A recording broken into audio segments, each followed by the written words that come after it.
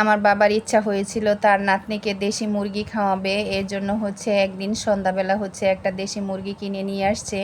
তো যে সময় দেশি মুরগিটা কিনে নিয়ে আসছে ওই সময় হচ্ছে কারেন্ট চলে গেছে। তো মোবাইলের আলো দিয়ে আমি মুরগিটাকে কেটে তারপর ভালো করে পরিষ্কার করে নিয়েছি। এরপরে গরম পানি দিয়ে মুরগির গায়ে যে লোম থাকে সেই লোমগুলো হচ্ছে ভালো করে পরিষ্কার করে নিয়ে ধুয়ে নিয়ে তারপর হচ্ছে হলুদ মাখিয়ে মুরগিটা আগুনে পুড়িয়ে নিয়েছি যেন লোমগুলো একদমই না থাকে। তারপর আবার ধুয়ে নিয়ে তারপর হচ্ছে মুরগিটা কেটে কুটে নিয়েছি। তো হচ্ছে আমার মেয়ে তো আর মাংস পুরো মুরগিটা খেতে পারবে না, এর জন্য আর ও তো ছোট এখন সব মাংস খেতেও পারে না। এর জন্য কি করেছি, সলিড মাংসগুলো ওর জন্য রেখে দিয়েছি, আর হাড় জাতীয় মাংসগুলো তো আমাদের জন্য রান্না করব, সেজন্য কেটে কুটি রেখে দিচ্ছি, কারণ এই রাতের বেলা মুরগি আর রান্না করব না। তো এর জন্য মুরগিটা কেটে ভালো করে ধুয়ে তারপর ফ্রিজে রেখে দিছি। আর পরের দিন সকালবেলা হচ্ছে মুরগিটা রান্না করতে বসে গেছি।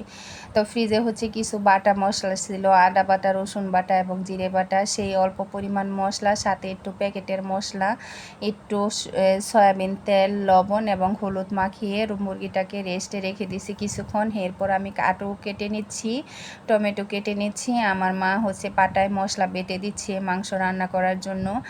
আর কড়াইয়ে হচ্ছে একটু গরম পানি বসিয়ে সিদ্ধ করে নিচ্ছি মাংসের ঝোল দেওয়ার জন্য।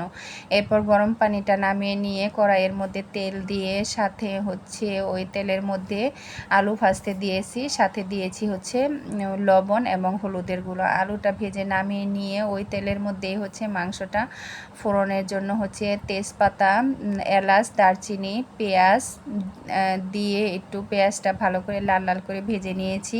তারপর তাতে আদা বাটা, জিরা বাটা, রসুন বাটা এবং মরিচ বাটা দিয়ে তারপর টমেটো দিয়ে মশলাটা কিছুক্ষণ কষিয়ে নিয়ে তাতে একটু গরম পানি দিয়ে মশলাটা আরও কিছুক্ষণ কষানোর জন্য নিয়েছি।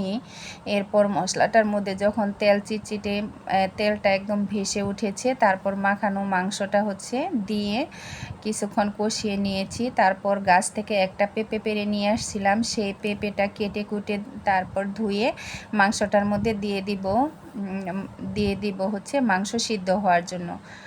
আর এর মধ্যে আমার হাতের ফাঁক দিয়ে দেখতে পাচ্ছেন যে চুলায় জাল জ্বলতেছে। কি দিয়ে জাল জ্বলতেছেন জানেন? সেটা হচ্ছে বাঁশ দিয়ে। যেখানে যাই না কেন বাঁশ কিন্তু থাকবেই। তো এরপরে পেঁপেটা দিয়ে কিছুক্ষণ কষিয়ে নিয়ে তারপর হচ্ছে ভেজে রাখা আলুগুলো দিয়ে নিয়েছি। এরপর যখন একদম পানিটা শুকিয়ে গেছে, তেল ভেসে উঠেছে, এরপর হচ্ছে গিয়ে সেই ফুটন্ত গরম পানি দিয়ে দিছি ঝোলের জন্য।